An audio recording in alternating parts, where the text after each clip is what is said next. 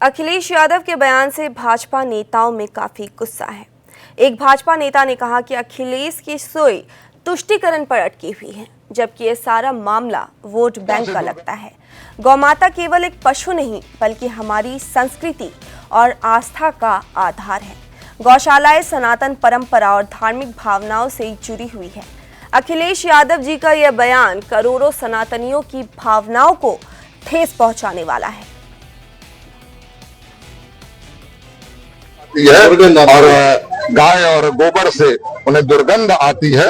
मुझे तो उनकी बातों से दुर्गंध आती हुई प्रतीत हो रही है, जो कि बड़े हैरानी की बात है कि जहां उनकी बातों से इस देश के 1 करोड़ 10 लाख सनातन धर्मावलंबियों का अपमान उन्होंने करने का काम किया है, वहीं वो खुद अपने आप को भगवान श्री कृष्ण की वंशावली से आने का दावा करते हैं।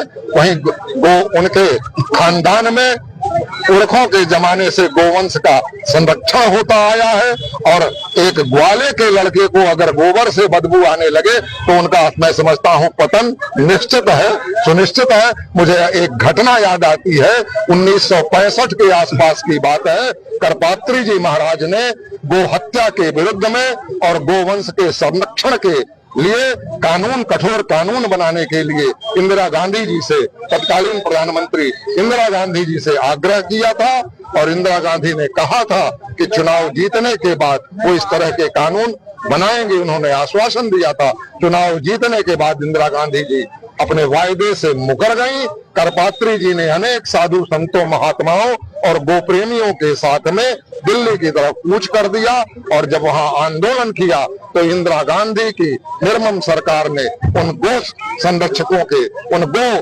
पालकों, उन साधु संतों के ऊपर गोली चलाने का काम किया। अनेक साधु संतों की उसमें हत्या हुई, और वहीं